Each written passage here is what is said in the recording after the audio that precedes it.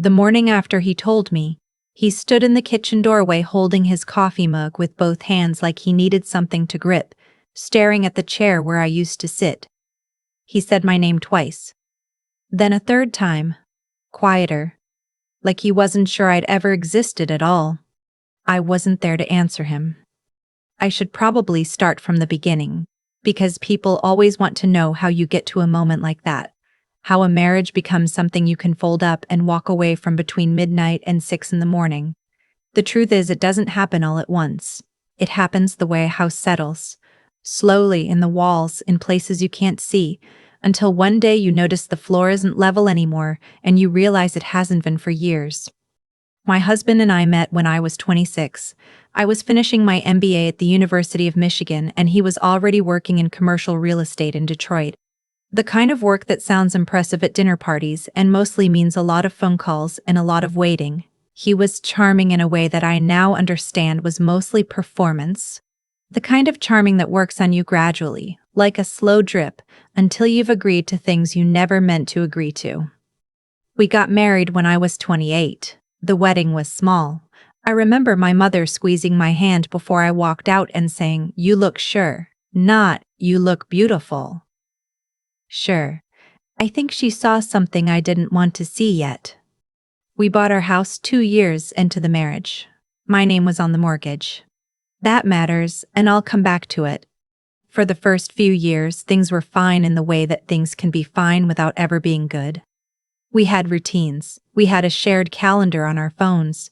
We had the same argument about dishes every 3 weeks and never actually resolved it. He traveled a lot for work. Columbus, Cincinnati, Chicago.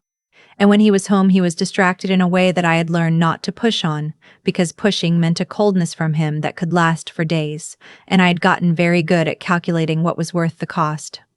Looking back, I think I had started to make myself smaller around him long before I consciously knew I was doing it. I stopped mentioning the promotion I was working toward because he had a way of responding to my professional news that made it feel smaller than it was. A half smile, a "that's great, babe," and then immediately back to whatever he was reading. I stopped calling my sister from the living room because he'd make comments afterward about how long I'd been on the phone. Small things. Individual things that, if you listed them out loud, would sound like nothing. But they were not nothing. I had been working as a senior financial analyst at a logistics firm for 3 years when my husband's company hired a new office coordinator. He mentioned her once in passing sometime in January, something about how she was really on top of things. I didn't think anything of it. I have never been a jealous person by nature. My mother raised me to trust people until they gave me a reason not to. And I had spent 10 years in professional environments where I worked alongside men and women, and it was simply never an issue. So I didn't think about her again. I was focused on a year-end audit project that was taking up most of my bandwidth, and by February I was working late 2 or 3 nights a week, coming home to find my husband already asleep or watching something in the bedroom with the door closed. The distance between us was not new. What was new was that he stopped pretending there wasn't one. In March he started coming home later, not dramatically later. 40 minutes. An hour. I asked once around the second week if everything was okay at work. He said yes without looking up from his phone. I asked if he was sure. He put his phone face down on the counter, looked at me with an expression I can only describe as tired of me, and said he'd told me everything was fine. I said okay. I went to do the dishes. That was what our arguments looked like.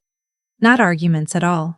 Just me shrinking, him waiting for me to finish shrinking, and then both of us pretending the shape I'd been folded into was the shape I'd always been. By April I had noticed things. Small things, again. A different deodorant scent on his jacket that wasn't his brand. A Tuesday night where he said he was at a client dinner and I happened to check our joint credit card statement and there was no charge anywhere that looked like a restaurant. A text notification I saw by accident that he tilted his phone away from before I could read it. I am a financial analyst. I notice numbers. I notice patterns. And I am very, very good at knowing when something doesn't add up. I didn't say anything. Not then. I opened a new spreadsheet on my personal laptop. not the shared one we used for household budgeting, and I started paying attention. I am going to be honest. Part of me didn't want to know. Part of me thought that if I could just get through the quarter, get through the project, get through whatever the season was, things might even out. People go through phases. Marriages go through phases. Marriages go through phases. I knew that. I had read enough and lived enough to know that. But I kept the spreadsheet, and I kept my eyes open. And by the end of April, I had a very clear picture that I had been hoping I wouldn't have. Then came the night in May. It was a Wednesday. I remember because I'd had a video call with my sister that morning and she'd asked how things were and I'd said fine. And even as I said it, I could hear how flat it sounded. She didn't push. She's learned not to push. The same way I've learned, we are both good at protecting each other from things we're not ready to name yet. My husband came home at 11:17. I know the exact time because I was sitting at the kitchen table going over a document for work, and I looked up when the garage door opened and I saw the clock on the microwave. He came in and he didn't say hello. He put his keys on the counter, not hung on the hook by the door where we'd agreed to put them since we moved in, but dropped on the counter with a particular kind of carelessness that I recognized as intentional. And he opened the refrigerator and took out a beer, and he leaned against the counter and looked at me. I looked back. He said, "You're still up." I said I was finishing something for work. He took a drink of his beer and nodded slowly, and there was something in the way he was holding himself. Too relaxed, too deliberate, that made something in my chest go very still. He said, "I should probably tell you something." I put my pen down. He told me, all of it, not because he was consumed with guilt, not because he'd been wrestling with his conscience for weeks. He told me the way someone tells you the microwave is broken. Flat. Almost a little bored. He said he'd been seeing the office coordinator since February. He said it had gotten serious.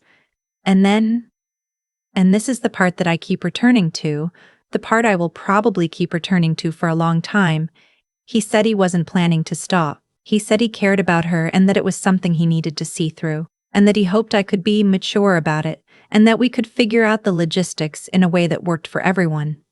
He actually used the word logistics. I sat with that for a moment. My pen was on the table. My document was in front of me. The microwave clock said 11:22. I asked him what he expected me to say. He shrugged one shoulder. He said he expected me to be upset, but that he hoped I would think about it before reacting. I said, "Okay." He looked at me for a second, surprised by the okay.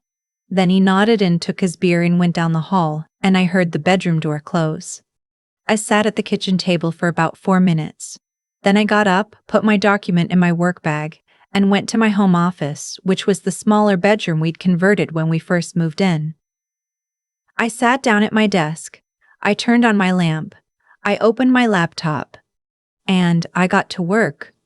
I am a senior financial analyst. I have spent the last 7 years learning how to see the shape of a situation clearly, how to identify what matters and what doesn't, how to prepare for outcomes before they arrive.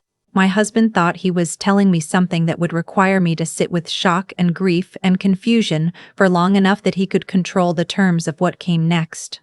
He had miscalculated. The house was mine. My name on the mortgage, my down payment, $47,000 from the account I'd been building since I was 23, before we even met. Under Michigan law, separate property brought into a marriage retains its character if it can be documented. I had documentation. I had the bank records from the original transfer dated 8 months before our wedding. I'd kept them in a folder in my Dropbox, the way I keep everything, because I am someone who believes that clarity is a form of self-respect. I emailed my attorney at 12:04 in the morning. I'd already spoken with her once, briefly, 3 weeks prior. A single consultation, 30 minutes, just to understand what I was looking at. I had told myself I was being overly cautious. I had told myself maybe I was wrong about what I was seeing, but I had paid the consult fee and I had her number saved in my phone and I had gone home that day and updated my Dropbox folder. I wrote her a short email. I said I was ready to proceed and asked what she needed from me. I listed 7 items I already had ready. Then I opened a second document and I made a list of the accounts. My husband and I had 3 joint accounts: the household checking, the household savings, and a money market we'd opened for a home renovation project we'd been planning for 2 years and never started. I also had 2 accounts solely in my name, my personal checking and a brokerage account I'd maintained since before the marriage.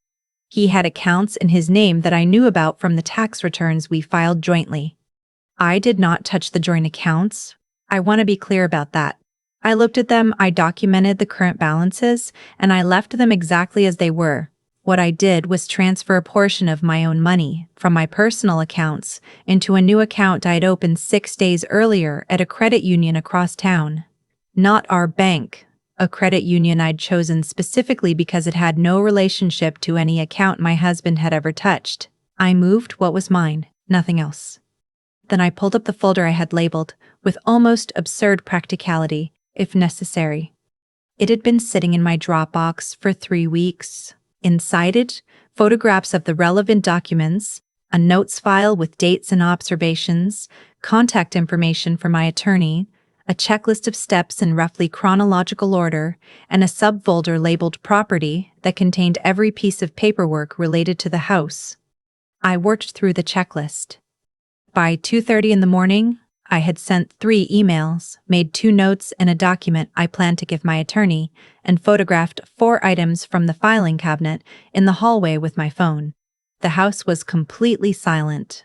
I could hear the refrigerator humming in the kitchen. At one point, I heard my husband get up to use the bathroom, and I closed my laptop screen and sat still until I heard him go back to the bedroom.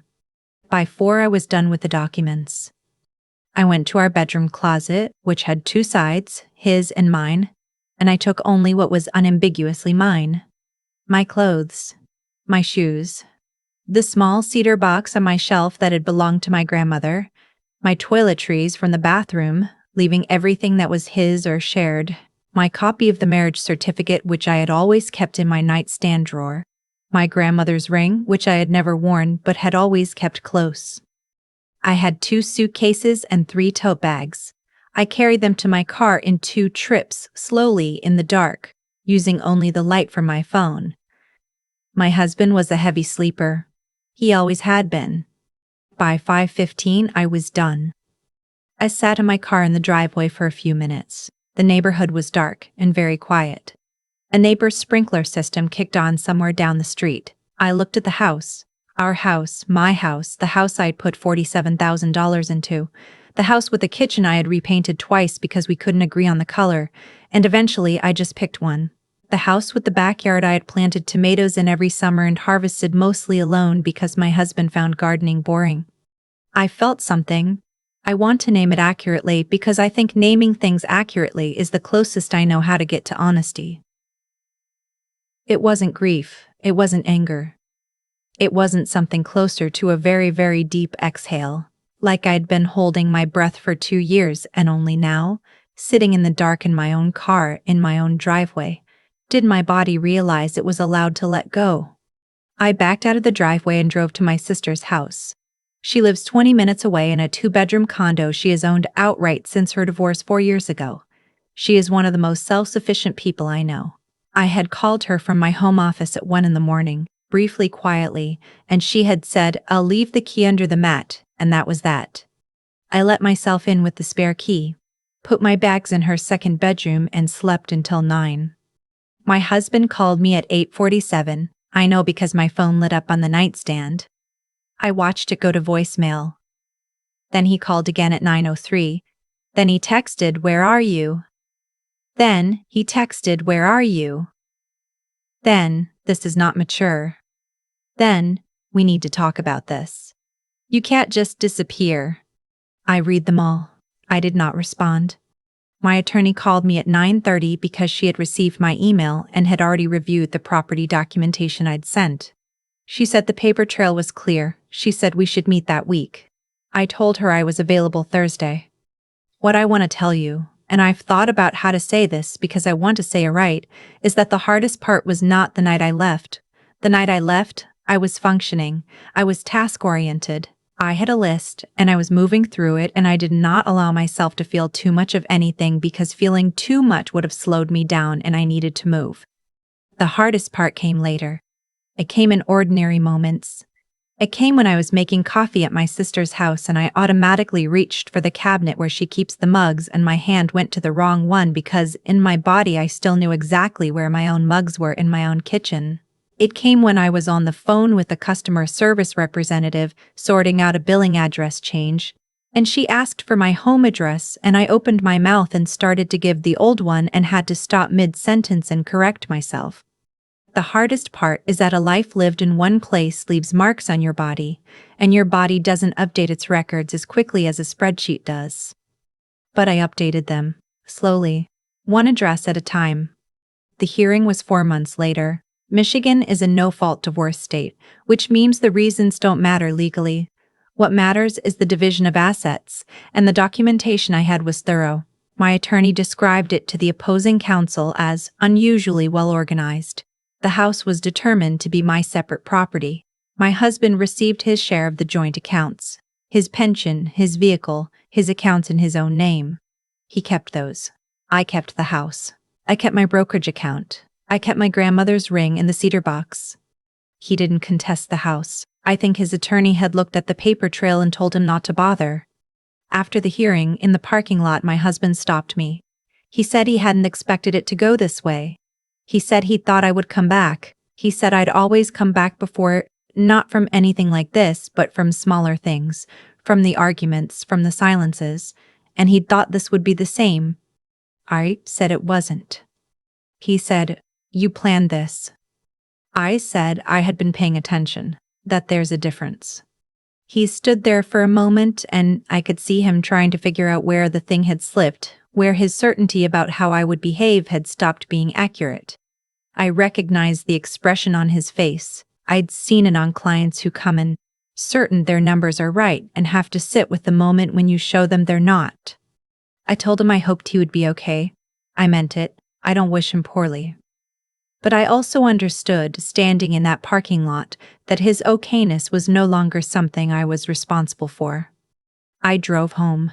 My home. I pulled into the driveway and I sat there for a minute, same as I had the night I left. Except this time, all the lights were on inside because I had left them on. Because I was living there alone now and I could leave every light on if I wanted to and no one would make a face at the electricity bill. I went inside. I fed the cat. I'd gotten a cat 3 months prior. A tabby named something my husband had made a point of not learning because he didn't like cats. She was asleep in the armchair that used to be in the corner of our bedroom, the one I'd moved to the living room because I liked it better there, and there was no longer anyone to consult about furniture arrangements. I made dinner, something simple. I sat at the kitchen table where I had sat when he came home that night, when he leaned against the counter with his beer and his carelessness and told me about the logistics of my own betrayal. The chair was the same. The table was the same. The microwave clock was still a little fast. It had been a little fast since we bought it and I'd never gotten around to adjusting it, and now it was mine to adjust or not adjust as I chose. I thought about what he'd said in the parking lot. You planned this. Like planning was something I'd done to him. Like the act of being prepared was the same as the act of causing harm. I have thought about that a lot in the months since. What it means to be the kind of woman who keeps her documents in order. What it means that I had a folder called If Necessary, and that my instinct, when I built it, was to hope I would never have to open it, but to build it anyway. What it means to live in a marriage where part of you, quietly, without telling the rest of you, has already started to prepare for the exit. I think about my mother squeezing my hand before my wedding. You look sure. She knew. I think I knew. I think there is a version of certainty that is not confidence but rather the exhausted, pre-grieved kind of knowing that comes when you have already lived the outcome in some quiet room inside yourself and are simply waiting for the rest of your life to catch up. I am 31 now. I live in the house I bought. I have a cat who sleeps in my armchair. I have a sister 20 minutes away who leaves keys under mats without asking questions. I have a brokerage account and a Dropbox folder that I have renamed, with some satisfaction, closed. I have a kitchen table where I sit in the mornings with my coffee and look at the backyard, which is starting to green up again as the season changes. The tomato bed is still there, along the back fence where I put it 3 summers ago. I'm going to plant this year. I'm going to plant enough that I actually have to give some away. There is a version of the story that requires you to explain yourself. To justify the folder, the spreadsheet, the attorney consult on a Thursday afternoon, 3 weeks before everything fell apart. To perform the grief loudly enough that people can see it and confirm that you were in fact a victim. That you were not cold, not calculated. Not already on your way out the door. I'm not going to tell that version. I paid attention, I prepared. When the moment came, I was ready because I had refused to lie to myself about what I was seeing. That is not coldness. That is the most honest thing I know how to do. The morning after he told me, he stood in the kitchen doorway, holding his coffee mug with both hands, saying my name to an empty room. I was already at my sister's house. I was already asleep. I had already done everything that needed to be done. Some people, when they finally stop carrying something that was never theirs to carry, feel the absence like a wound. I understand that, but what I felt sitting in my car in the dark at 5:15 in the morning, outside the house I owned with everything I needed in the back seat, was something closer to the first breath of a very long morning. Clean, quiet, entirely my own. I keep thinking about the folder I named if necessary, not with regret. With something more like recognition. Because the truth is, I didn't build that folder out of bitterness or calculation. I built it because somewhere inside me, in a place quieter and more honest than the part that was still trying to make the marriage work, I already knew what kind of man I was living with. And I had too much self-respect to pretend otherwise forever. What I've come to understand is that outcomes like mine don't happen by accident. They happen because of choices made long before the crisis arrives. Choices about what you pay attention to, what you document, what you refuse to look away from, even when looking away would be easier. My husband assumed that my silence meant acceptance. He had confused my patience with passivity, my steadiness with submission. That was his mistake, and it was a significant one.